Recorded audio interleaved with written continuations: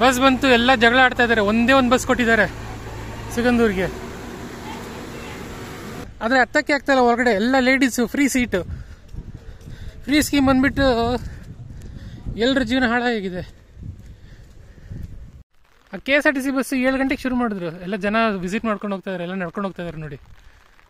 KSRTC bus 7 ಗಂಟೆಗೆ ಬಂತು, full rush. ನಾನು ಸೀಟ್ ಹಾಕಿದ್ದೆ, ನಾನು ಬ್ಯಾಗ್ ಅದನ್ನ ಎತ್ತಿ ಆ ಕಡೆ ಇಟ್ಬಿಟ್ಟು ಜನ ಎಲ್ಲ ಕುತ್ಕೊಂಡ್ಬಿಟ್ರು. ಒಳಗಡೆ ಹೋಗೋದಕ್ಕೆ ಆಗಿಲ್ಲ. ಎಲ್ಲ ಲೇಡೀಸೇ, ಫ್ರೀ ಸ್ಕೀಮ್ ಅಲ್ವಾ, ಎಲ್ಲ ಫುಲ್ ಲೇಡೀಸೇ. ಎಲ್ಲೋ ಸ್ವಲ್ಪ ಒಂದು 4-5 ಗಂಡಸರು ಇದ್ರು. ಸೊ ಆಮೇಲೆ ಅದು ಬಿಟ್ಬಿಟ್ಟು ಆಮೇಲೆ ಅಲ್ಲಿ KSRTC ಬಸ್ ಸ್ಟ್ಯಾಂಡಿಂದ ರೈಲ್ವೆ ಸ್ಟೇಷನ್ ಎಂಟ್ರೆನ್ಸ್ಗೆ, ಅಲ್ಲಿ ಪ್ರೈವೇಟ್ ಬಸ್ಸೆಲ್ಲ ರೈಲ್ವೆ ಸ್ಟೇಷನ್ ಎಂಟ್ರೆನ್ಸಿಂದ ಸ್ಟಾರ್ಟ್ ಆಗುತ್ತೆ. ಏನೋ 100 ಮೀಟರ್ ಇರುತ್ತೆ, ಅದಕ್ಕೆ 50 ರೂಪಾಯಿ ಆಟೋ ತೊಗೊಂಡ್ರು.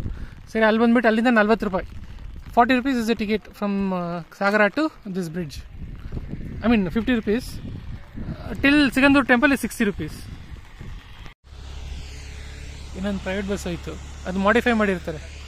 The bus that I was talking about, the only KSRTC, it would be modified in the front and back in order to board the ferry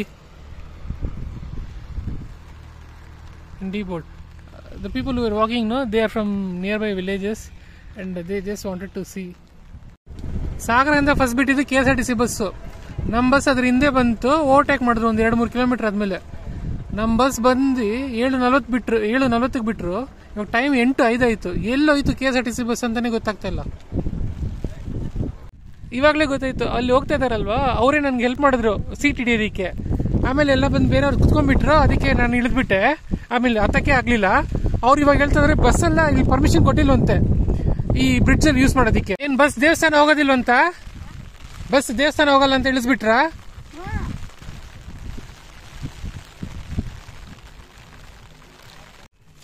ಸರಿನೇ ಇಲ್ಲ. ಏನ್ government bus ಬಂದ್ಬಿಟ್ಟು ಬ್ರಿಡ್ಜ್ ಯೂಸ್ ಮಾಡಬಾರ್ದಂತ ರೂಲ್ಸ್ ಹಾಕಿದ್ದಾರೆ.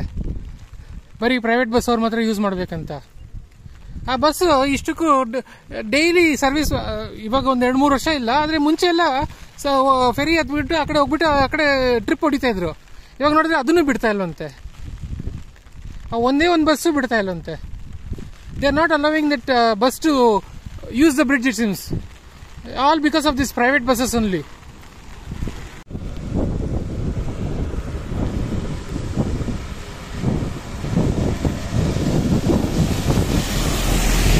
Bus ಇಲ್ಲಿ ತನಕ ಬರುತ್ತಂತೆ, ಇಲ್ಲಿ barricade ಎಲ್ಲ ಇಟ್ಟಿದಾರಲ್ವಾ, ಇಲ್ಲಿ ತನಕ ಬರುತ್ತಂತೆ.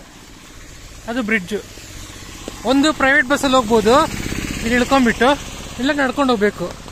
ಅವರೆಲ್ಲ ಲೇಡೀಸ್ ಎಲ್ಲ ನಡ್ಕೊಂಡು ಹೋಗ್ತಾ ಇದಾರೆ, ಯಾಕಂದ್ರೆ ಅವರು ಫ್ರೀ ಸ್ಕೀಮಲ್ಲಿ ಬಂದಿದ್ದಾರೆ ಬೆಂಗಳೂರಿಂದ. ಕೈಯಲ್ಲಿ ಹಣನೇ ಇಲ್ಲದೆ ತಿರ್ಗಾ ಇಲ್ಲಿಂದನೂ ಫ್ರೀ ಬಸ್ಸಲ್ಲಿ ಹತ್ತಿದ್ರು. ನೋಡಿದ್ರೆ ಬಸ್ ಇಲ್ಲಿ ಇಳಿಸ್ಬಿಟ್ರು, ಕೈಯಲ್ಲಿ ಕಾಸು ಇಲ್ವಂತೆ. ಕೈಯಲ್ಲಿ ಕಾಸು ಇರುತ್ತೆ, ಅವ್ರು ಹೋಗೋದಕ್ಕೆ ಕಾಸು ಖರ್ಚು ಮಾಡೋಕ್ಕೆ ಇಷ್ಟ ಇಲ್ಲ. ಸೊ ನಡ್ಕೊಂಡು ಹೋಗ್ತಾ ಇದಾರೆ ಇಲ್ಲಿಂದ ದೇವಸ್ಥಾನಕ್ಕೆ. So good and bad news. Good news is it's finally completed. The bridge is finally completed. The bad news is only private buses are allowed.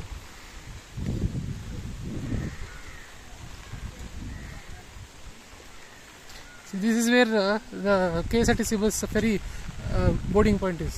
It will go in this road only and it will board the ferry. Please check out that video also. I'll give the link. It's a rare thing to see a KSRTC bus boarding a ferry. So I'll give the link in pinned comment and description box. Please do check it out. And the first ferry is see there, you can see the river there. The first ferry is always reserved for the KSRTC bus. So all these private bus vehicles would be waiting here for the bus to board. From the second ferry onwards, everyone will start using it. And the last ferry, the KSRTC bus will come back to the depot.